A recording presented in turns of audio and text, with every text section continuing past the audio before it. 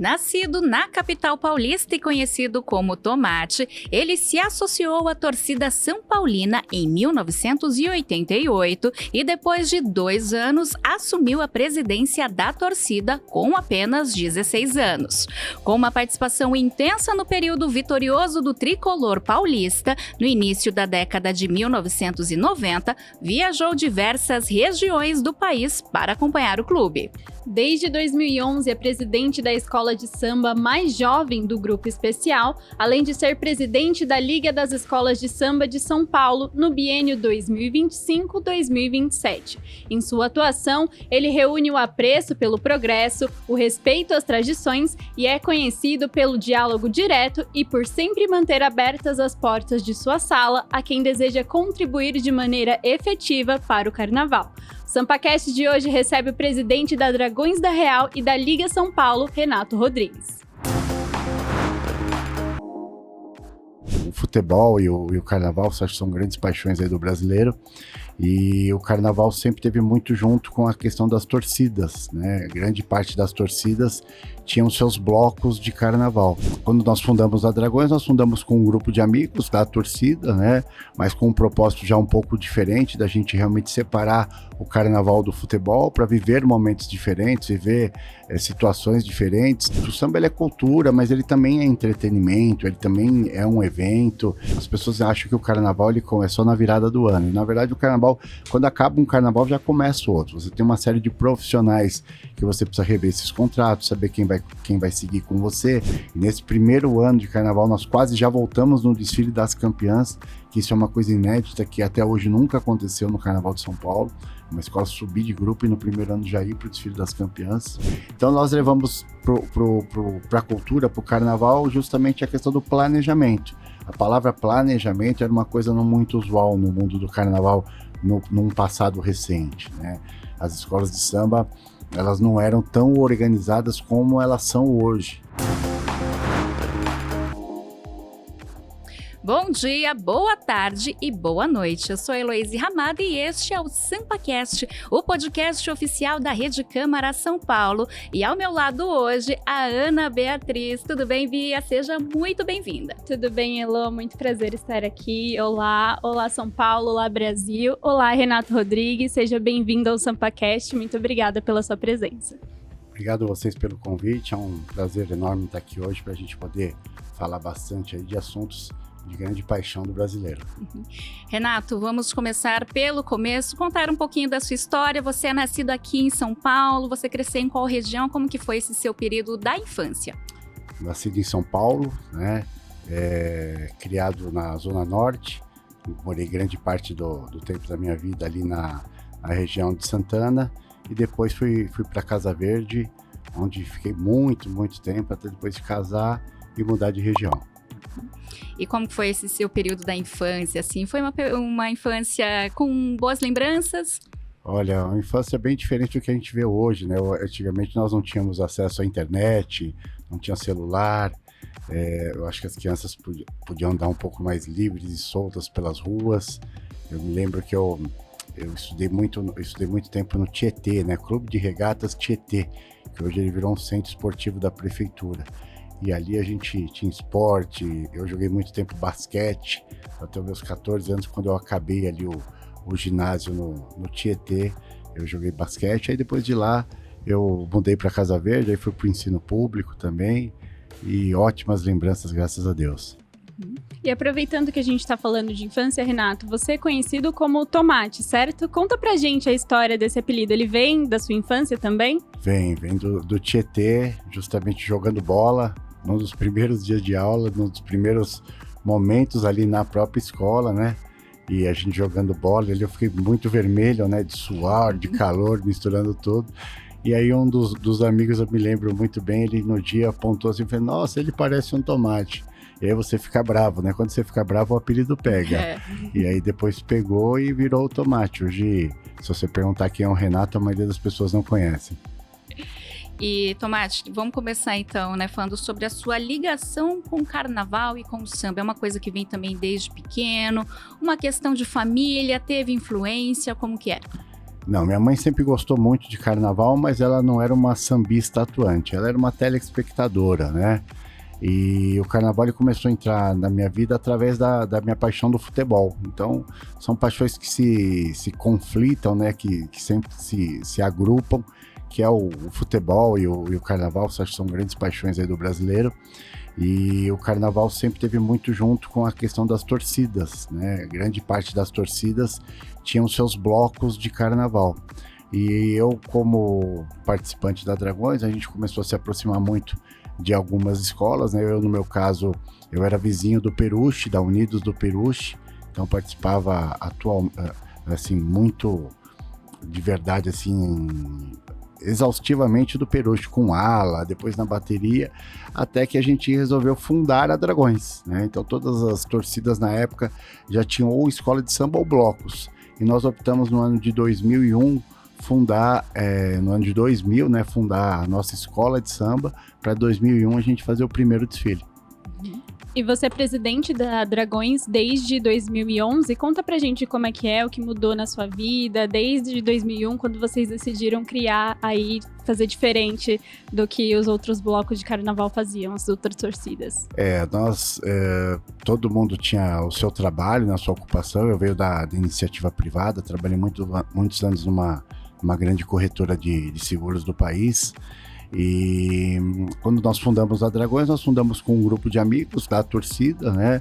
Mas com um propósito já um pouco diferente, da gente realmente separar o carnaval do futebol para viver momentos diferentes, viver situações diferentes. E aí foi com CNPJ separados, com diretorias separadas e até com locais físicos separados, né? Essa foi uma forma que a gente entendeu que era o momento de administrar culturas diferentes, ali, a paixão pelo futebol e a paixão pelo carnaval. Em 2011 foi o nosso primeiro desfile, eu era diretor de bateria, e aí passei como diretor de bateria, depois fui diretor de carnaval. Em 2006 eu me tornei vice-presidente, e em 2011 eu me tornei presidente 2010, na verdade, para exercer o carnaval de 2011. Então 2011 foi o primeiro carnaval que eu exerci como presidente da Dragões, e aí tô lá até hoje, né? A gente a cada 2 anos tem eleição, e aí eu não, diferente de alguns outros segmentos, eu não sou aqueles ditadores que querem se perpetuar no poder. Eu até brinco com os meninos e falo assim, olha, eu acho que já deu a minha hora, né? E a gente vem preparando aí alguém para assumir em breve aí essa grande responsabilidade, que é conduzir uma das maiores escolas hoje do Carnaval de São Paulo e do Brasil. Vamos voltar só um pouquinho, que a gente perguntou sobre essa questão da sua relação com o samba, né, com o carnaval, mas e a paixão pelo futebol, né, já que surgiu de uma torcida organizada, como que surgiu São Paulo na sua vida? É uma coisa de família, influência de quem? Não é uma coisa de família, porque minha mãe, além de não ser uma sambista nata, ela também não era São Paulina, né, minha mãe, eu fiz com que ela virasse São Paulina depois, mas minha mãe torcia para outro time, minha mãe era corintiana, mas eu sempre, desde pequeno, não sei te explicar o porquê, porque meus pais eram separados, né? Eu não tinha muito contato com o meu pai, meus tios palmeirenses, meus primos palmeirenses, e aí surgiu essa paixão pelo São Paulo desde criança, com 5, 6 anos de idade, com camiseta do São Paulo. Até hoje também nem me lembro quem me deu essa camiseta, mas eu me lembro das fotos que eu vejo. E aí foi crescendo essa paixão pelo São Paulo, né? Eu comecei em 1987, eu comecei a ir nos jogos, e em 88 eu entrei na Dragões, né? Através de um amigo meu que morava no meu condomínio e já era da Dragões, e falou, pô, vamos lá para você conhecer. Aí entrei, e aí não teve jeito, aí foi realmente um destino que eu dei à minha vida, né? Na Dragões eu constituí família, na Dragões eu tenho meus grandes amigos, na Dragões a gente fundou a nossa escola de samba, enfim, é uma vida realmente inteira ali, desde os meus 14 anos, quando eu entrei na Dragões, que foi em 88, e aí de lá para cá, hoje já há alguns anos eu não tenho mais esse tempo dedicado ao futebol, na verdade tempo para o futebol praticamente nenhum, acompanho bem à distância, porque a escola de samba, ela é uma escola de samba que funciona o ano inteiro, que tem atividades o ano todo, que tem uma responsabilidade gigante, e ainda mais agora junto com as questões da liga. Então, o futebol, ele hoje é só na TV mesmo e na torcida.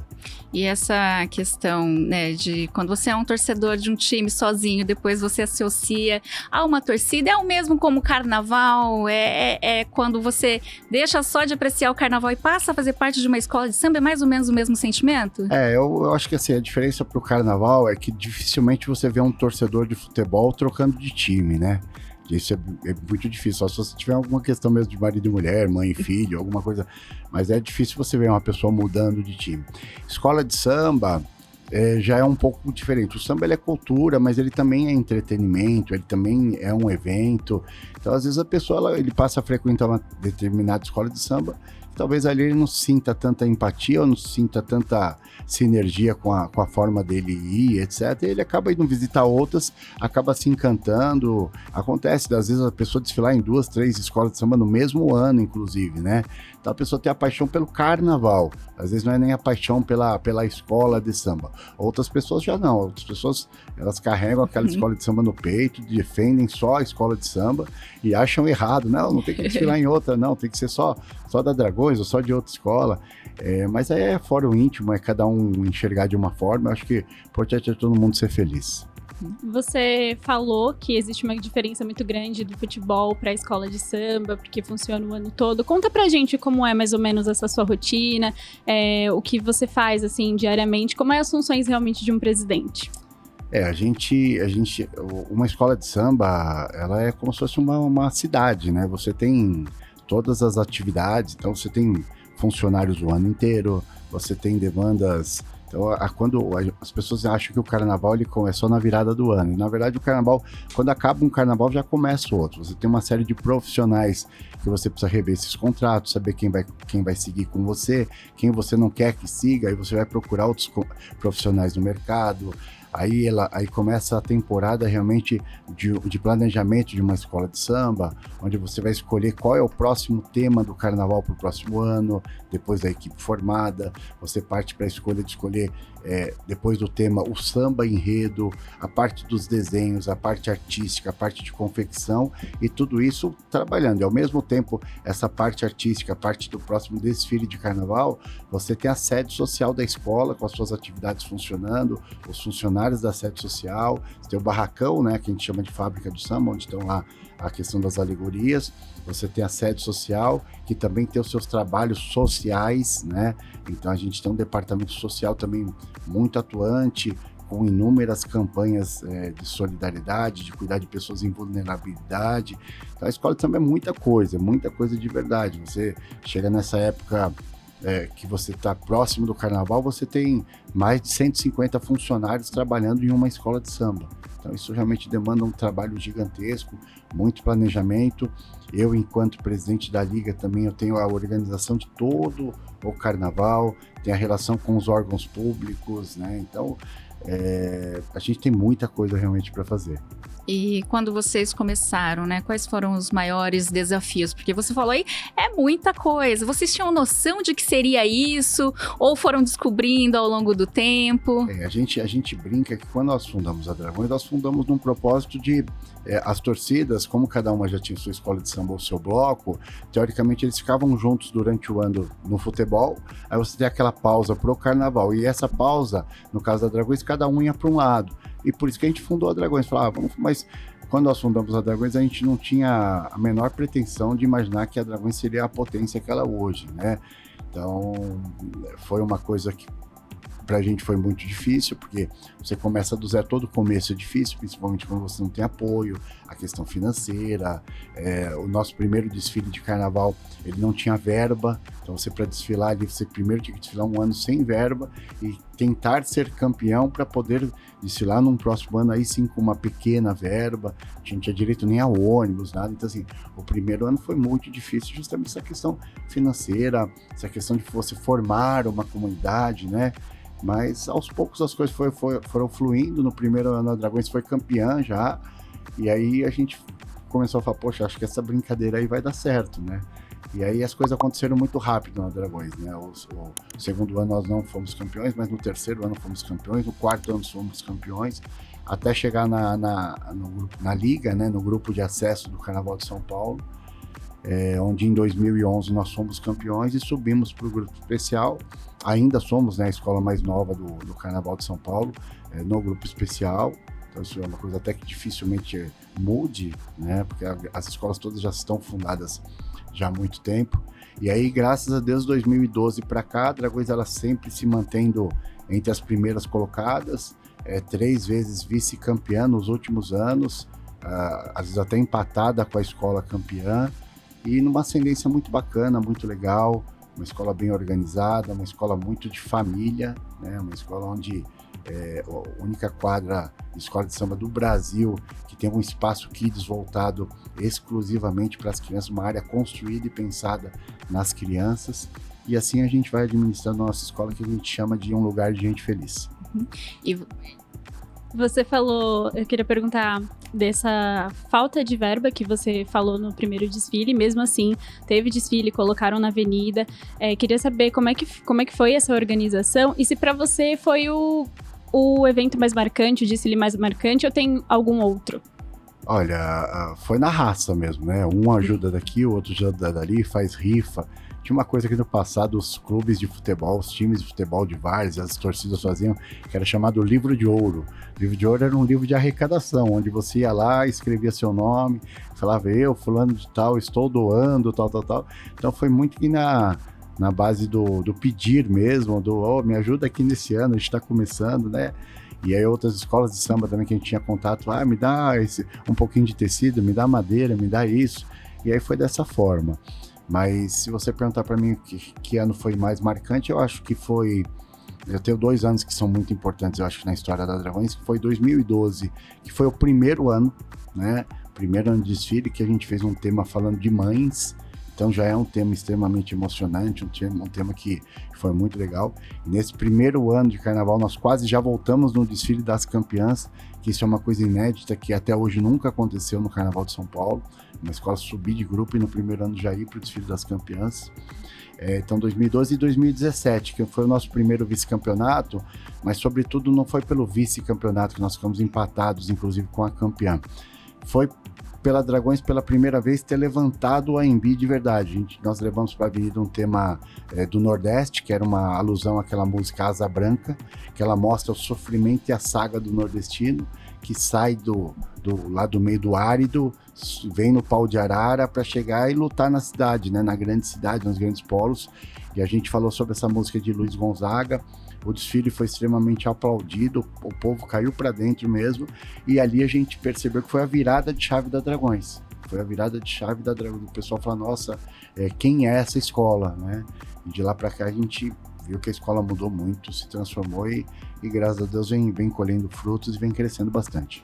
E você falou que veio do setor privado, né? Antes de ficar completamente imerso no carnaval, né? Como que essa sua experiência no setor privado, né, te ajudou quando você falou, não, vamos mexer com carnaval, vamos fazer isso? Como que foi essa transição também?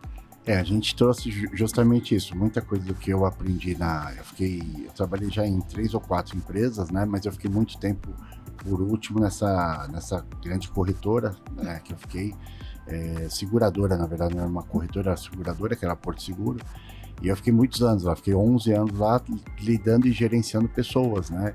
A gente cuidava no Brasil inteiro da parte de serviços terceirizados, de frota. Então nós levamos para a cultura, para o carnaval, justamente a questão do planejamento. A palavra planejamento era uma coisa não muito usual no mundo do carnaval, num passado recente, né? As escolas de samba, elas não eram tão organizadas como elas são hoje. Então, isso me ajudou muito. A gente levou a questão de planejamento, e você ter um controle orçamentário, coisas que não eram usuais, né? E aí a gente vai inserindo isso, às vezes com um pouco mais de dificuldade, porque não era uma coisa de cultura, né, do segmento, mas funcionou e ajudou bastante. Então, hoje, você olha o carnaval, as escolas estão totalmente estruturadas, totalmente planejadas, né? Com a sua saúde financeira hoje muito melhor todo mundo. A Liga vem acompanhando isso, e eu acho que hoje a gente chegou num nível de competitividade, porque todo mundo tem esse patamar de excelência. E você falou dessa questão do planejamento, de toda essa ajuda que você teve no setor privado, e com isso a Dragões saiu do inicial para ir para os desfiles especiais, para chegar até a avenida, o Sambódromo. Qual foi o momento mais desafiador durante essa trajetória que você está na presidência? Olha, o primeiro ano é o mais difícil justamente porque culturalmente no carnaval, até justamente o ano de 2012, as escolas que subiam, elas já eram credenciadas a caírem. Né? Então dificilmente uma escola subia e não caía. E nos 2 anos que nos antecederam a 2012, que foi 11 e 10, esses 2 anos, as 2 escolas que tinham se ascendido, elas caíram. Então a gente você ia para a avenida já fala, né? Poxa, qual que é o nosso grande objetivo? Nosso grande objetivo é ficar no carnaval. Então a dificuldade foi essa, é você realmente colocar na cabeça de todo mundo que nós podíamos mudar essa história, a gente podia virar essa chave. E aconteceu. E aconteceu até de uma forma de quase voltar para as campeãs, quebrar um paradigma, né, que até então nunca aconteceu até hoje. Então o desafio foi esse, foi falar, poxa, será que a gente realmente não vai seguir a história e também subir e cair de novo? E aconteceu da gente se manter muito bem, felizmente. E como que foi subir, chegar a esse objetivo e deparar com escolas já consolidadas, né? Rosas de Ouros, Mocidade, como que era ser o caçulinha, né? No meio de tantas escolas tradicionais? Até hoje, a gente brinca que a gente continua aprendendo. E na verdade, eu acho que na nossa vida é isso. Em todos os segmentos, todo trabalho, seja nossa vida pessoal, profissional, a gente cada dia é um aprendizado. E a gente exercitou muito isso. A gente começou a olhar justamente para fora e pegar os bons exemplos, pegar aquelas coisas que funcionavam, e a gente sempre entende que dá certo. Eu sempre brincava muito com a presidente de Mocidade Alegre, que a gente falava que Mocidade era um exemplo de administração, né? E hoje ela brinca comigo, ela fala assim, nossa, você fez a lição de casa certinho, hein? Então, eu acho que é isso, é você olhar para fora, entender, é como se fosse uma concorrência, mas nesse caso é uma concorrência saudável, e a gente fala hoje nessa questão das escolas de samba, a disputa é só dentro da linha amarela, né, que é a pista de desfile. Fora isso, as escolas, elas trabalham muito o ano inteiro, é muito difícil o carnaval, as pessoas enxergam o carnaval só como festa, elas não enxergam o papel social das escolas de samba. As escolas de samba, elas funcionam o ano inteiro, e elas proporcionam, além de entretenimento, né, evento, alegria, elas proporcionam muitas coisas na vida das pessoas, desde o trabalho, que as escolas de samba são polos geradores econômicos, mas também até a própria questão social. Na época de pandemia, eu recebia relatos das pessoas desesperadas, né, em depressão dentro de casa, porque elas não podiam ir para a escola de samba. Muitas pessoas na sua vida só têm a escola de samba. A escola de samba talvez seja o espaço mais democrático do mundo. Porque um campo de futebol, você tem todo mundo que torce para um time ou torce para o outro.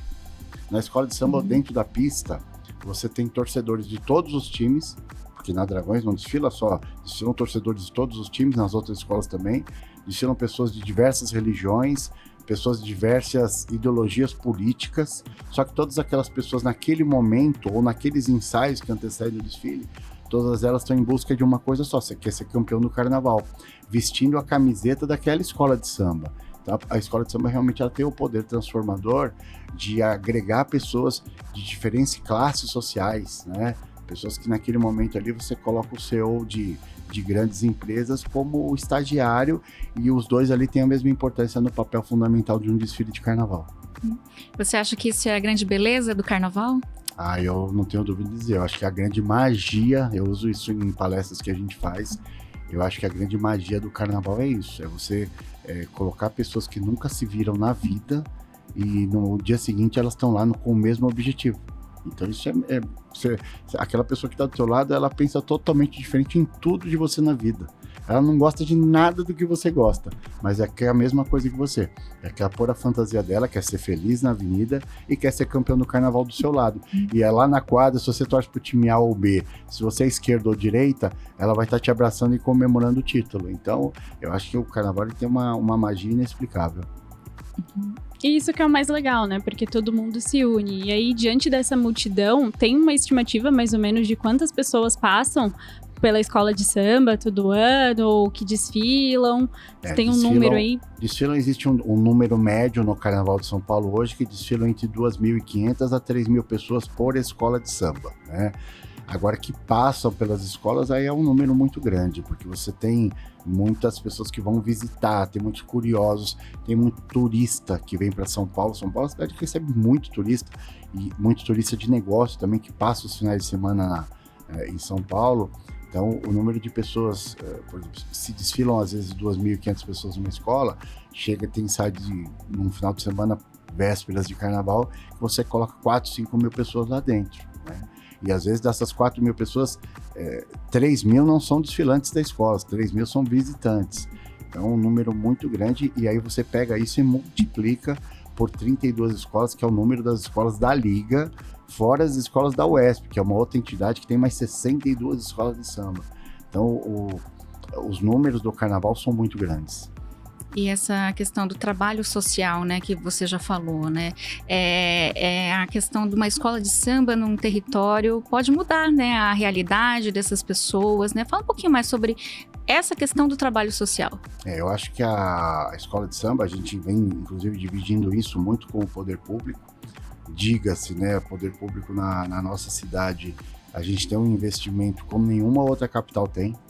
A gente fala de outras praças que têm carnavais gigantescos que não tem, que gostariam de ter 10%. Eu não estou falando de verba, eu estou falando de parceria, de acreditar, de lutar junto, porque as escolas de samba, a prefeitura, ela enxerga hoje as escolas de samba como braços, né, como subprefeituras nas suas regiões.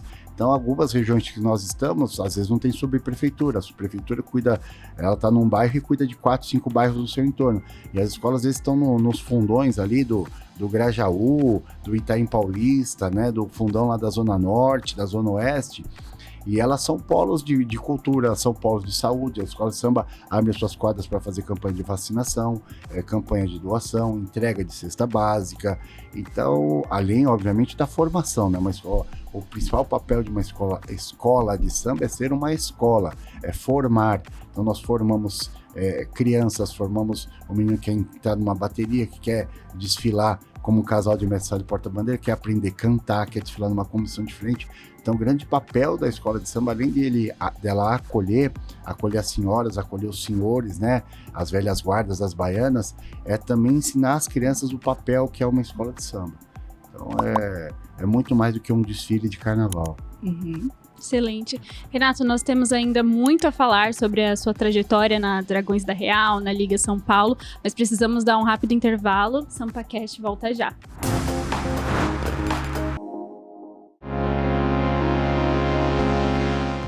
E é legal as pessoas se sentirem importantes, porque isso até reflete um desfile de carnaval. Se você tem lá 3 mil pessoas desfilando, independente do que ela faz, independente de qualquer coisa da vida pessoal dela, ou até da avenida, todas elas têm a mesma importância num resultado de carnaval. Desfile de carnaval, a pessoa tem que estar livre, solta, curtindo, sorriso no rosto, para realmente ela poder curtir o carnaval. Esse é o nosso grande objetivo, é fomentar cada vez mais as nossas crianças, para que as escolas de samba tenham uma renovação e as escolas de samba sempre pensem em inovações. Esses são os grandes desafios, mas sobretudo não é nem o desafio, é a questão realmente do acolher, né? Do acolher e falar assim, a escola de samba, volto naquela fala, é o lugar mais democrático do mundo. A Câmara, ela tem sido muito parceira, né, do nosso segmento enquanto cultura, porque sabe que é sério, né? O nosso trabalho é um trabalho muito sério, é um trabalho muito agregador, é um trabalho com transparência. Encarar o carnaval como uma festa profana é um absurdo, porque não é nada disso, né?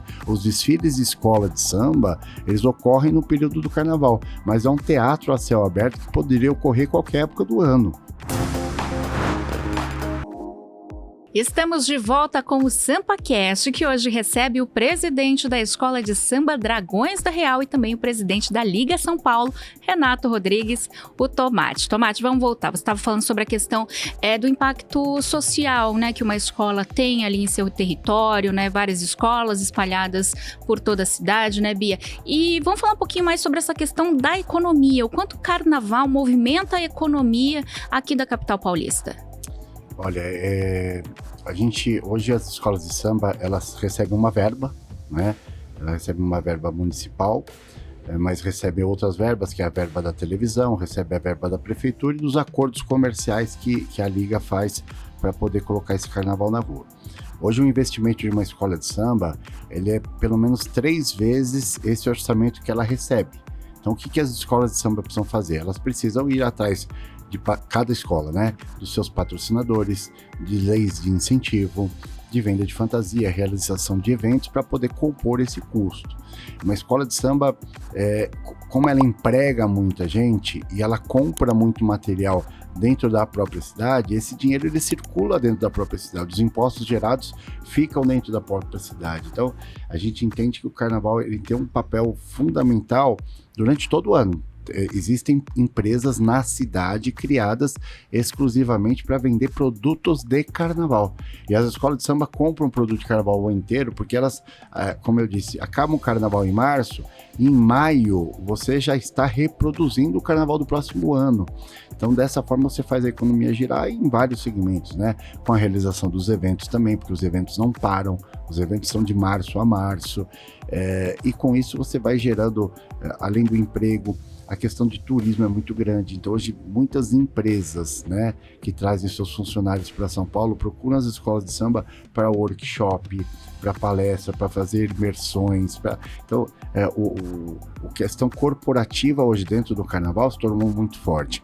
E as escolas de samba com esse braço social, isso ajuda muito, porque as empresas hoje elas também estão interessadas nessa questão da sustentabilidade e do social. E as escolas de samba, junto com a Liga hoje, tem projetos de sustentabilidade muito bacana, né? Então, seja a questão da reciclagem, seja a questão de transformar anéisinhos de orelhinha de cerveja, que são aqueles lacres das latinhas, em cadeiras de roda. Então, existem vários projetos que você, além da questão econômica, você também consegue atingir essa questão social, que também é muito importante para a cidade. Então, as escolas de samba estão ajudando as pessoas. Às vezes a pessoa, em vez de bater na porta de uma subprefeitura ou de algum centro de apoio, ela bate na porta de uma escola de samba. E isso é uma coisa incrível, é a questão do poder transformador de uma escola de samba. Ainda nessa questão de economia, né, desse número de turistas, como é que funciona a questão dos associados, simpatizantes, para entrar numa escola de samba, para fazer parte dessa questão social que você falou, desses projetos? Cada um faz uma coisa, todo mundo faz um conjunto, como é que funciona?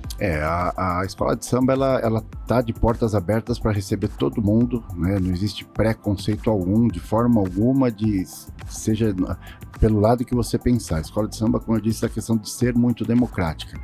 E as pessoas simpatizam e existem pessoas que querem viver não só os eventos, querem viver o dia a dia da escola. Às vezes o cara tá lá e ele tem aquela aptidão de querer cuidar das pessoas, entregar marmitex, né?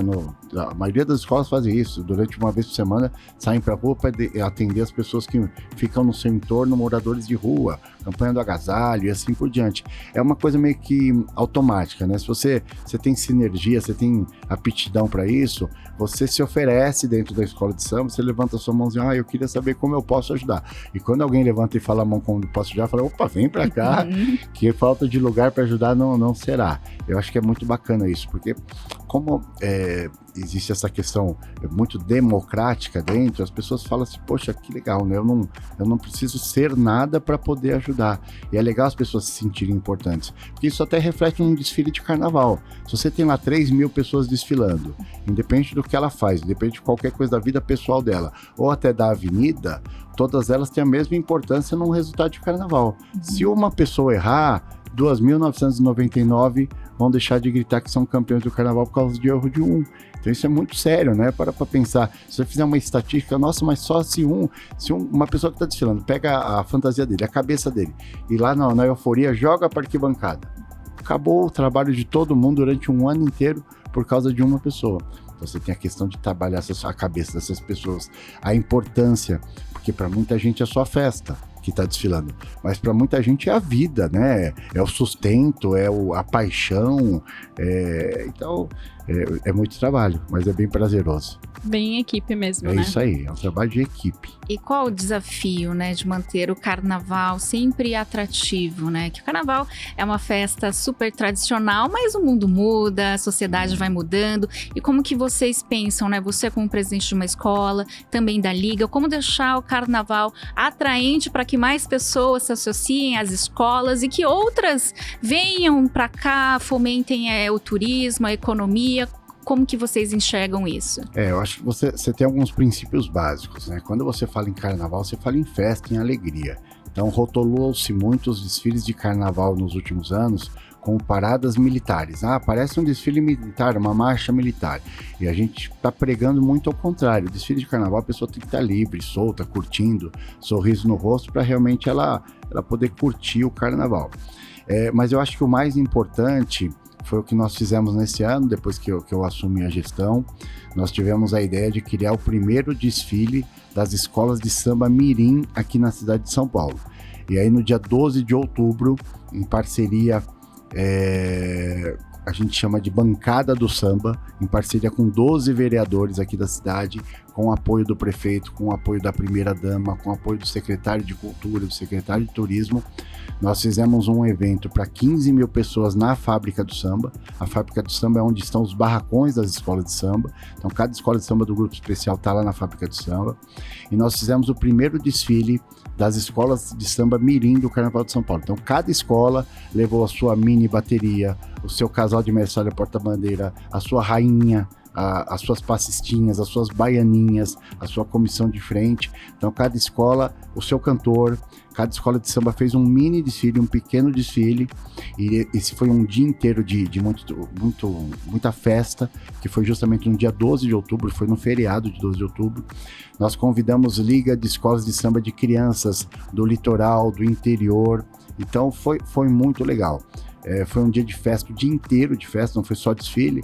Então as crianças tinham praça de alimentação à vontade, tinham monitores, tinham centros educacionais, formação de bateria, tinha brinquedo para todos eles brincarem, pularem o dia inteiro. E ao final do dia, todos eles também receberam o seu presente do Dia das Crianças. Então o grande objetivo disso é mostrar para as crianças e formar novas crianças, ensinando a importância da cultura, do que o samba representa. O samba desde lá de trás ele é sinônimo de resistência, de luta. Então acho que é isso, a vida do próprio brasileiro retrata isso, a luta, né, a resistência, a luta pela desigualdade. Então eu acho que esse é o nosso grande objetivo, é fomentar cada vez mais as nossas crianças para que as escolas de samba tenham uma renovação e as escolas de samba sempre pensem em inovações, né?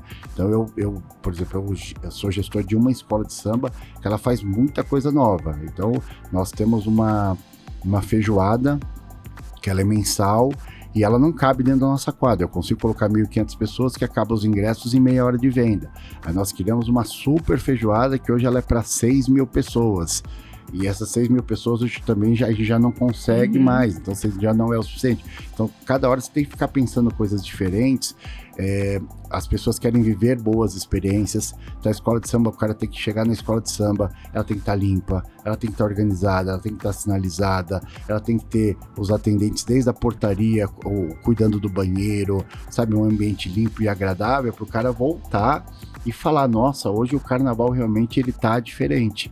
Então eu acho que é isso, é proporcionar às pessoas não só o próprio ensaio, né? É uma roda de samba para eles curtirem, é fazer várias ações para que as pessoas comecem a participar do dia a dia da escola, não só daquela questão da obrigatoriedade do ensaio.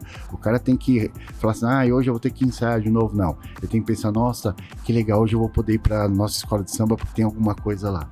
Eu acho que é isso, é a gente fomentar a escola de samba sempre como uma coisa boa na vida das pessoas. Uhum. E aí, você falou de tudo isso, que muitas pessoas não sabem, às vezes, da gestão, de como que é organizado dentro da gestão. Existe algum bastidor que você possa contar pra gente que as pessoas não imaginam realmente que acontece dentro de uma escola de samba, além de todos esses projetos, além de tudo isso que vocês fazem para tornar o carnaval cada vez mais atrativos para os cidadãos aqui de São Paulo? Cara, assim, não é que é um segredo, eu acho que é justamente esse desafio que eu comentei com vocês, porque como que vamos supor que a escola de samba vai falar de um tema político, porque às vezes acontece, onde você vai abordar alguma coisa que você não concorde com uma situação de direita. Só que você, na sua escola de samba, você tem os caras da esquerda e da direita. Só tem que convencer aquele cara da direita, né, que você não está exaltando a esquerda. Você está mostrando que política é política. Política é o que a gente se constrói diariamente. As nossas relações são políticas e tudo isso. Então, às vezes tem um tema, eu vou falar sobre, sei lá, os bandeirantes que colonizaram a cidade de São Paulo. Ah, mas esses caras escravizaram, mas aí você tem que explicar. Então, assim, você sempre tem a questão cultural, ela é muito aflorada. E hoje em dia, com essas questões políticas que a gente vive, a gente tem que tomar muito cuidado, né? Muito cuidado. Então, eu acho que o grande princípio de uma escola de samba, onde você tem que ter muito tato ali para lidar, é quando você vai para esses assuntos, que envolve a questão de sexualidade, que envolve a questão de política, né?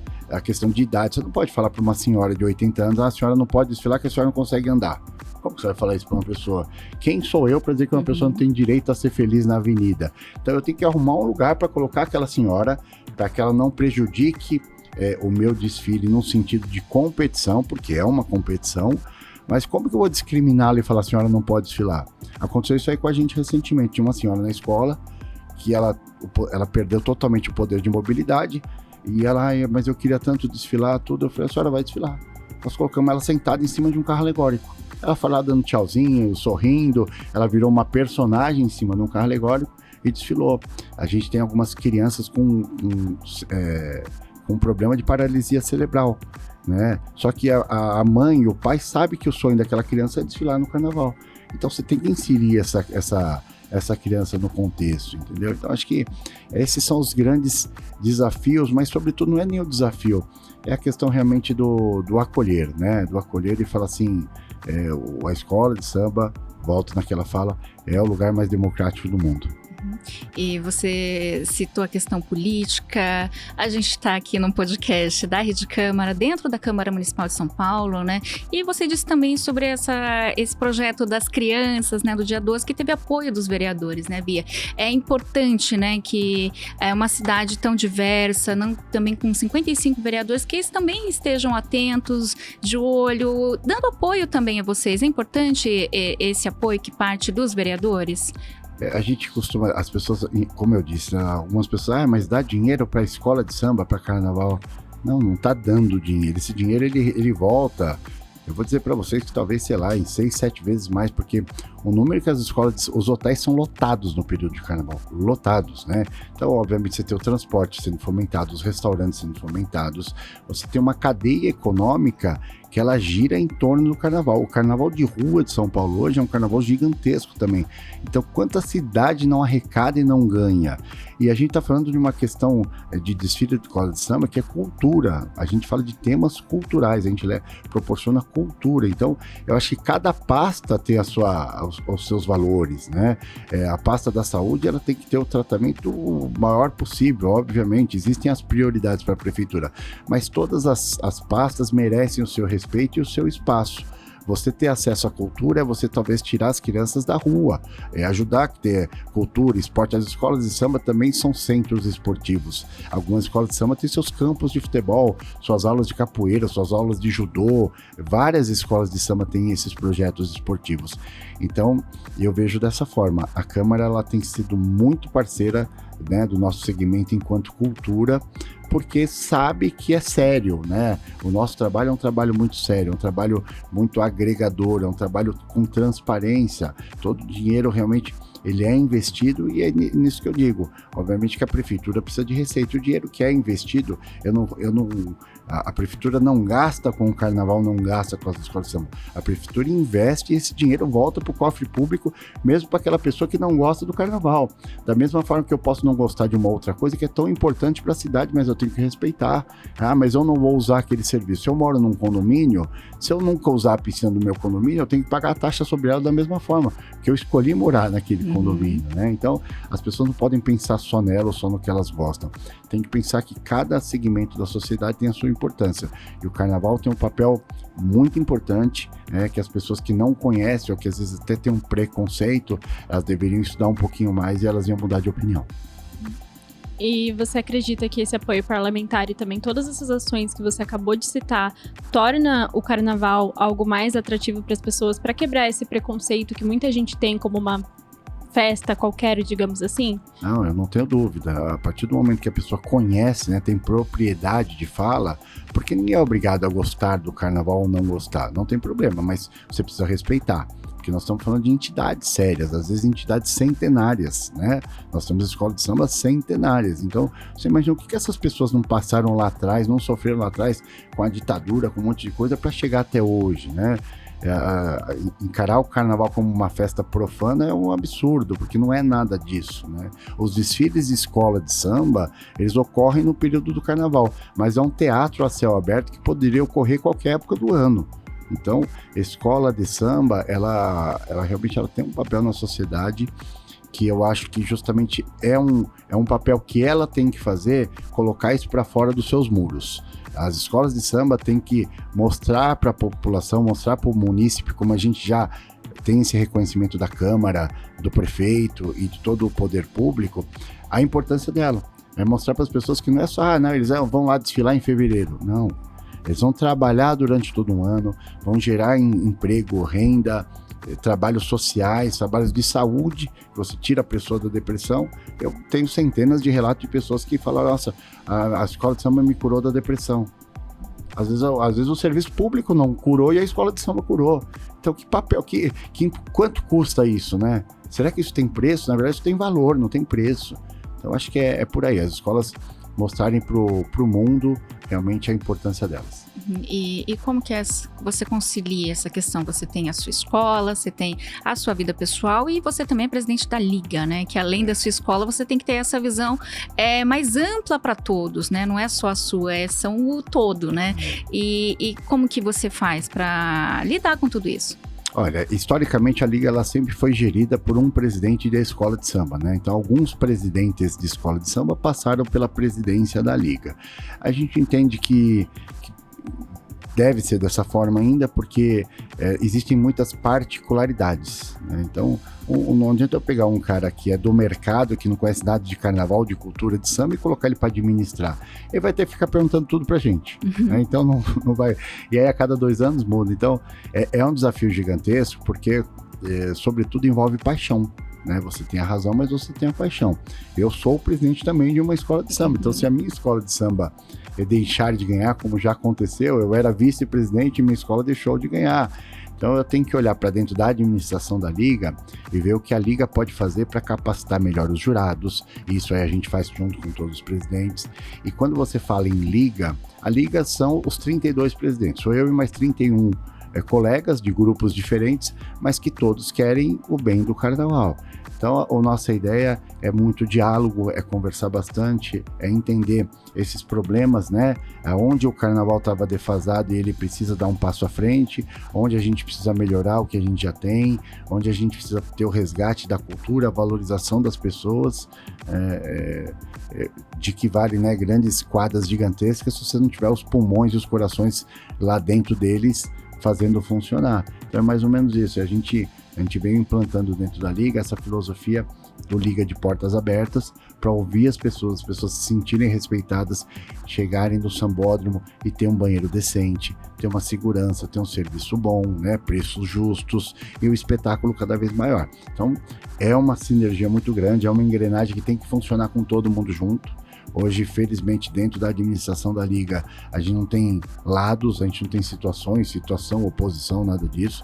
Nós estamos todos juntos caminhando sempre na mesma direção para que a coisa evolua, porque evoluindo para a Liga vai evoluir para o Carnaval, vai evoluir para as entidades, porque o que é para um é para todo mundo, e a cidade vai enxergando as escolas de samba de uma forma cada vez mais fortificada. E o que você espera para o futuro, tanto da Liga quanto da Dragões da Real?